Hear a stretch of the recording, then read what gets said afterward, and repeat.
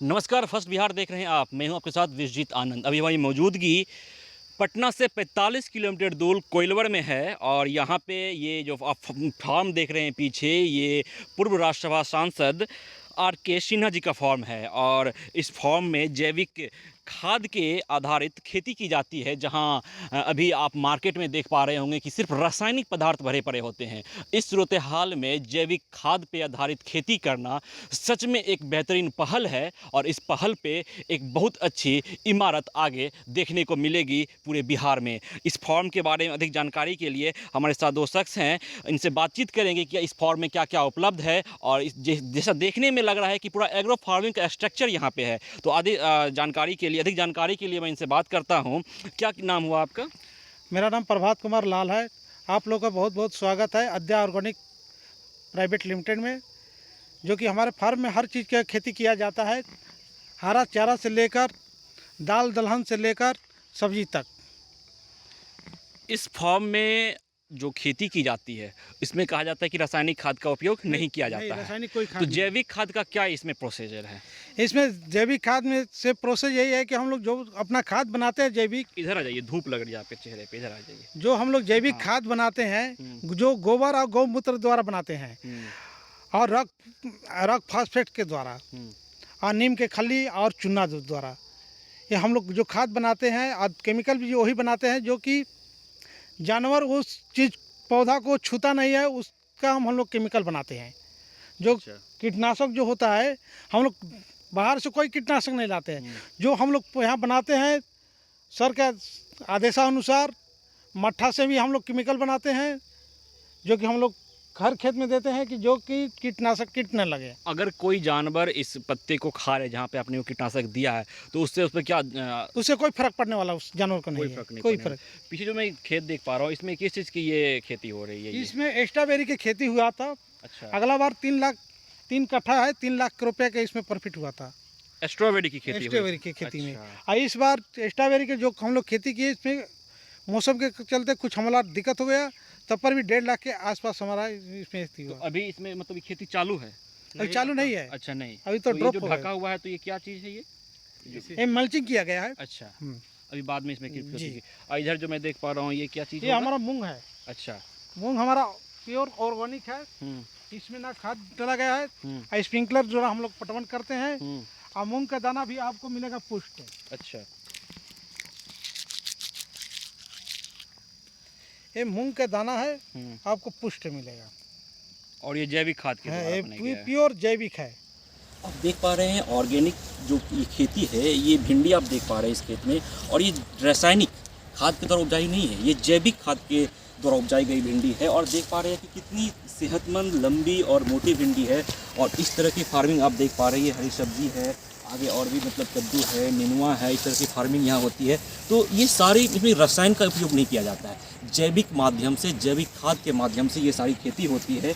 ये पूरा फॉर्म आप यहाँ देख पा रहे हैं पीछे। मैं आगे और विजुअल के माध्यम से आपको दिखाऊंगा कि यहाँ किस तरह की खेती होती है। खेत देख पा रहे हैं और खेत में देखिए ये कद्दू है, और इस कद्दू की आप लंबाई देख पा रहे हैं, एक हाथ से उठ भी नहीं रहा है। देखिए इतनी लंबी कद्दू है ये, और ये रसायन के द्वारा नहीं, जैविक खाद के द्वारा उपजाई गई कद्दू है।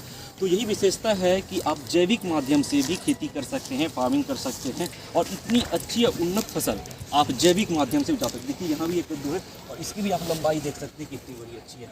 तो एक जैविक माध्यम है। आगे आप करेले हैं, उसमें करेले बोए हुए हैं।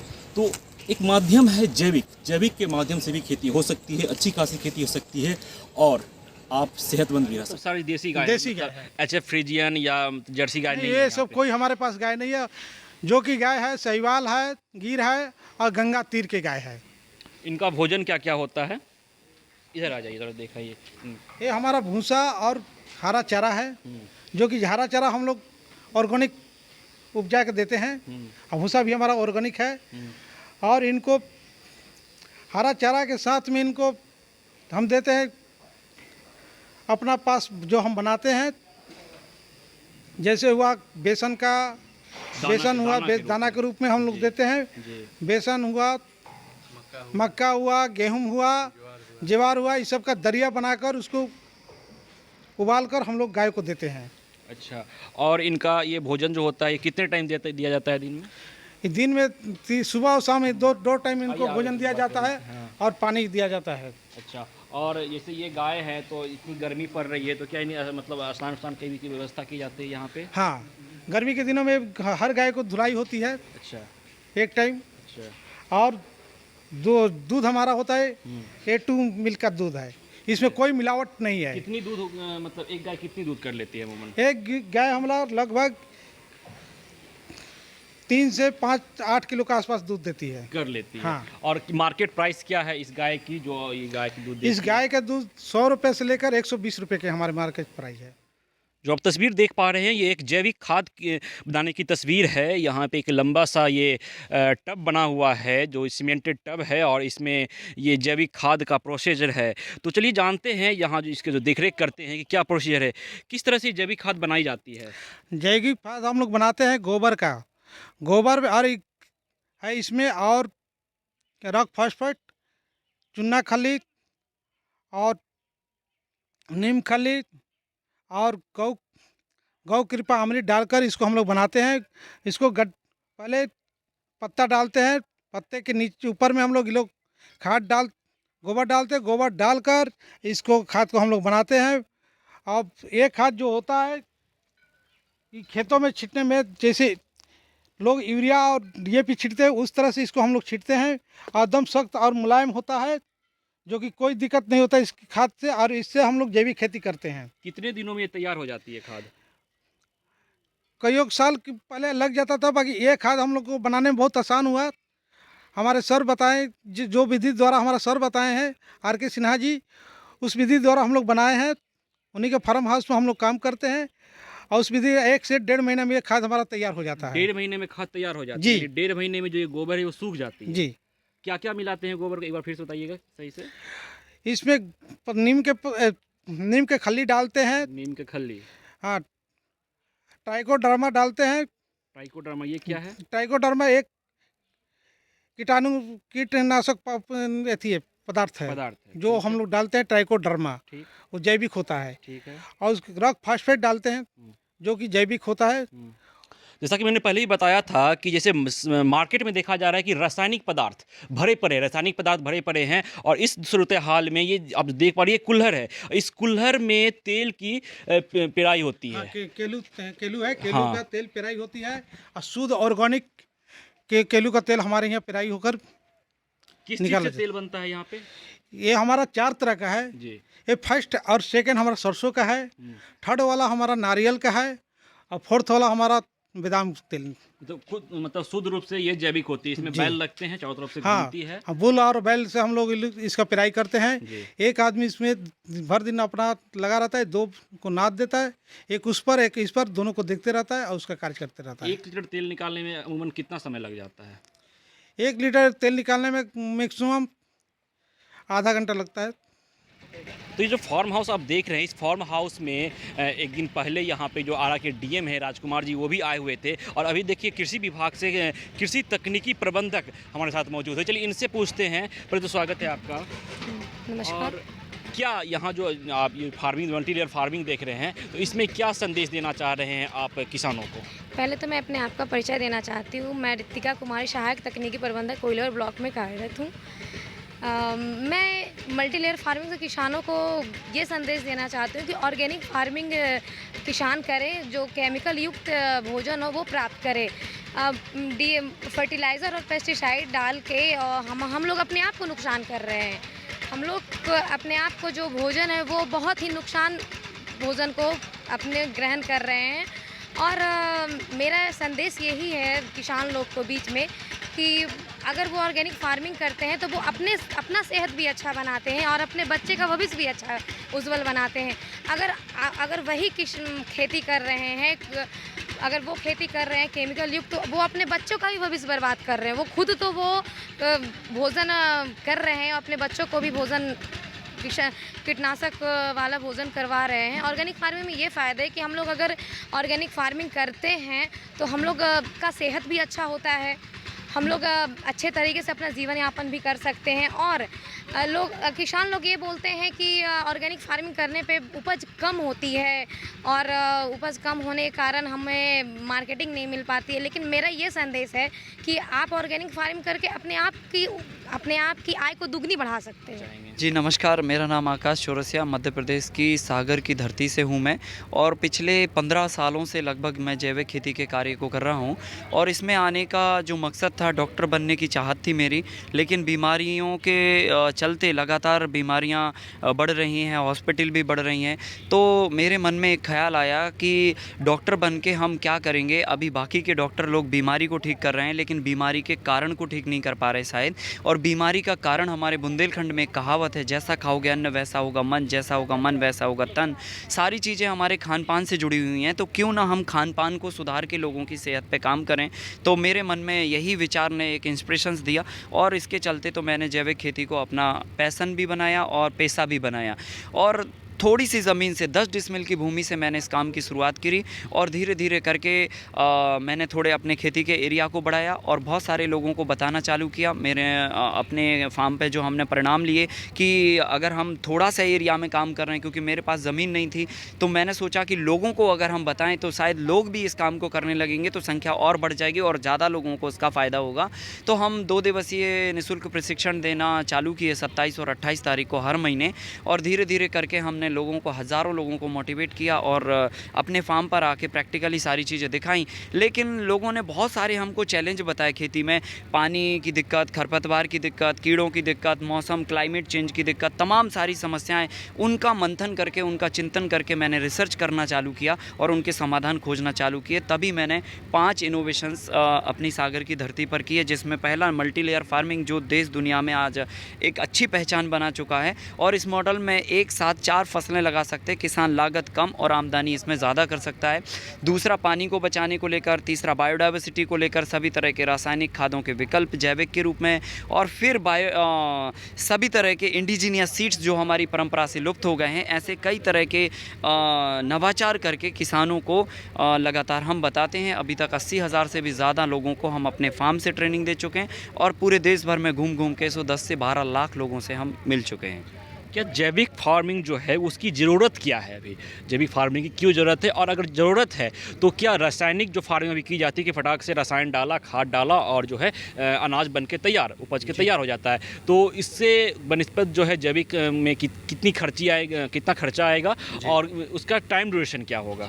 देखिए, जैविक फार्मिंग की ज़रूरत इसलिए है आज हमारे लिए क्योंकि लगातार हम बीमारियों में तरक्की करते जा रहे हैं। कोरोना जैसी बीमारी एक एग्ज़ाम्पल के रूप में हाल में जो हमने अभी देखा है, उसके चलते हमें समझ में आया कि इंसान कितना कमज़ोर हो चुका। और बेशक कमज़ोर इसलिए हुआ क्योंकि उसके खान पान में बेहद स्पीड से बदलाव हुआ। हमारे सीड्स हाइब्रिड होने के कारण उनकी जो ओरिजिनल गुणवत्ता थी वो हमको नहीं मिल रही है। केमिकल डालने से तो बहुत सारे ऐसी डिसीज़ हो रही हैं जिनका इंसान को पता भी नहीं चलता है। कैंसर हुआ, बीपी हुआ, हार्ट अटैक हुआ, तमाम ऐसी डिसीज़ लगातार बढ़ती जा रही। हर व्यक्ति, हर फैमिली भारत की जो है ना कोई ना कोई मेडिकल बिल लेके काम कर रही है। तो कुल मिला के ये सारी बातें हमें दर्शाती हैं कि हमारे पूर्वज कभी इतनी अस्पतालों की डिमांड नहीं करते थे जितना आज हम डिमांड कर रहे हैं। तो बेशक हमारे खान पान में कुछ ना कुछ तो बदलाव हुआ है और वापस हमें अपने खान पान को सुधारना होगा और खान पान ही हमें एक अच्छी सेहत का रास्ता दिखा सकता है। तो इसकी तो बेहद ज़रूरत है। और अगर हम इस बात को कहें कि ये कितना खर्चीला है और कैसे ये होगा, तो बहुत सिंपल है। हमारे पूर्वज इस थीम पर पहले काम किया करते थे। उनको कोई भी केमिकल फर्टिलाइज़र और केमिकल पेस्टिसाइड की ज़रूरत नहीं हुआ करती थी। बस हमें उन्हीं पूर्वजों की विद्या पर वापस लौटना है, उन पर अध्ययन करना है। और काफ़ी मैंने अध्ययन करके उन व्यवस्थाओं को एक आधुनिक तौर पर, एक फार्मूले के तौर पर लोगों के सामने प्रेजेंट किया है और उसका लोगों को फ़ायदा हो रहा है। और ख़र्चा की जहाँ तक बात करें तो जैविक फार्मिंग में स्टार्टिंग में हाँ थोड़ा खर्चा महसूस होता है क्योंकि ये तो हमें रेडीमेड तौर पर दुकान पे खाद मिल जाती है, लेकिन इसमें आपको गाय भी चाहिए होती है, आपको व्यवस्थाएं भी चाहिए होती हैं। तो स्टार्टिंग में थोड़ा ऐसे लगता है कि हमें खर्चा हो रहा है, पर 1-2 साल के बाद में ये पूरा सेटअप हो जाता है और फिर उसके बाद खर्चा आपका ज़ीरो हो जाता है और प्रॉफिट ही प्रॉफिट पे होता है।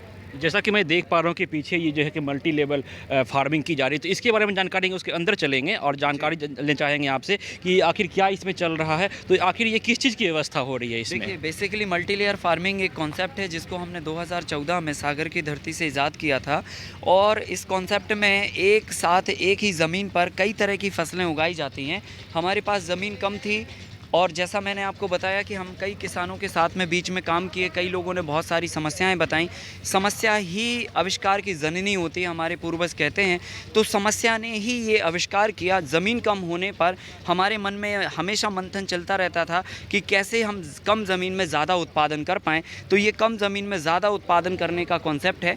इसमें हम एक साथ एक ज़मीन पर 4-4, 5-5 फसलें उगाते हैं। सो बेसिकली इसके लिए हम एक ढांचा बनाते हैं, पहले एक वातानुकूलित घर बनाते हैं और इस घर में हम बांस, बल्ली, लकड़ी, इन सब चीज़ों का, घास का उपयोग करते हैं और इसमें 50% धूप और 50% छाया आने का एक इन्वायरमेंट बना देते हैं। और इस इन्वायरमेंट में फिर फसल बेमौसम फलती है। और इसमें हम सबसे पहले नंबर फरवरी के महीने में ज़मीन के अंदर कोई कंद वाली फसल को लगाते हैं, ज़मीन के सरफेस पर कोई पत्ती वाली सब्जी को लगाते हैं और ये बैम्बू के सहारे कोई लता वाली फसल को लगाते हैं। और इसी जगह पर तो हम 15x15 पर पपीते हुआ, सहजन हुआ या कोई भी एक फल वाली फसल को लगाते हैं।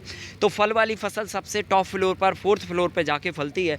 3rd फ्लोर पर हमारी लता वाली फसल होती है। ज़मीन के सरफेस पर पत्ती वाली सब्जी होती है और ज़मीन के अंदर कंद वाली फसल होती है। इस तरह से एक ही ज़मीन पर 4-4 फसलें होने से तो किसान का 4 गुना खाद बचता है, 4 गुना वक्त बचता है, 4 गुना जो है पानी बचता है, 4 गुना जो दवाई डालने का खर्चा है वो बचता है। मतलब बहुत सारे खर्चे जो है ना 4 गुना बच जाते हैं। इसके साथ साथ ही 4 गुना, 3 गुना आपकी ज़मीन बच जाती है, क्योंकि जो काम आप 4 एकड़ में करने वाले थे वो आपने 1 एकड़ में करके 4 एकड़ की यील्ड निकाल ली। तो इस तरह से ज़मीन भी कम लगती है, वक्त भी बचता है और किसान के कई तरह के खर्चे भी बच जाते हैं और इससे 4 गुना उत्पादन के साथ में 4 गुना हमारी आमदनी भी बढ़ जाती है। यहाँ पे 2 सवाल खड़े होते हैं कि जैसे आपने कहा कि यहाँ पे मल्टी लेवल फार्मिंग है, तो जैसे आपने कहा कि पपीते के पेड़ यहाँ लगा देंगे, तो आपने ऊपर एक शेड डाल रखा है, तो क्या पपीते के पेड़ इस शेड में नहीं टकराएंगे? पहला। दूसरा क्वेश्चन ये है कि ज़मीन के नीचे भी आपने कहा कि एक फसल रहेगा और ज़मीन के लेवल पे भी एक फसल, तो क्या जो ज़मीन के ऊपर है फसल, उसकी गुणवत्ता सेम समय पर दोनों होगी? तो उसको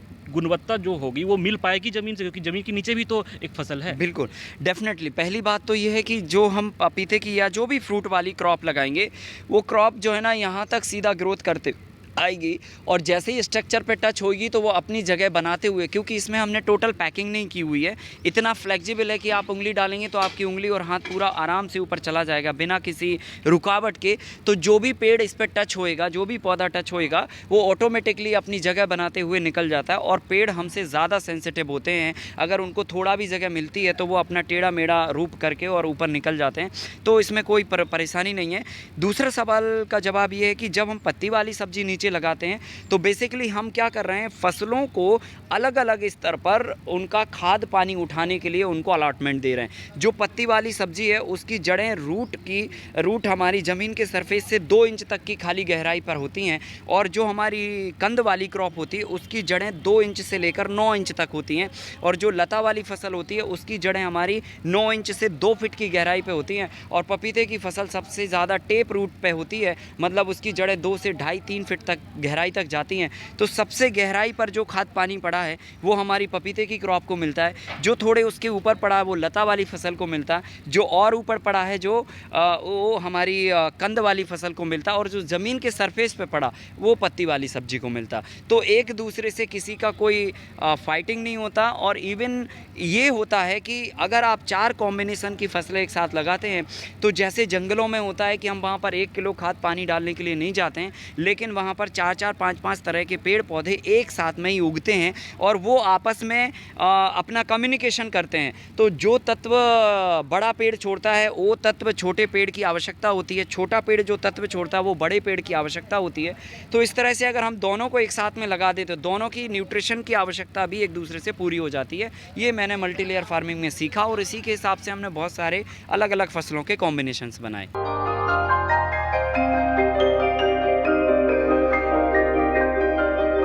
इस कोविड पेंडेमिक में सब ये शहर छोड़कर अपने शहर, अपने घर चले गए। हम लोगों का अपना शहर तो है लेकिन वहाँ अपना घर नहीं। अगर सिचुएशन और ख़राब होता चला गया तो हम जाएंगे कहाँ? अरे ये प्रॉब्लम तो हर शहर में, लेकिन हाँ, अपने शहर में भी अपना घर तो होना ही चाहिए। होना चाहिए तो कहाँ है अपना घर? ये है ना ई होम्स पैनोरामा, पूर्णिया में, अपने शहर में अपना घर। पूर्णिया में पैनोरामा ग्रुप लेकर आए हैं ई होम्स पैनोरामा। बड़ा घर, आलीशान जिंदगी और अत्याधुनिक सुविधाओं के संग। E Homes Panorama, luxurious lifestyle redefined.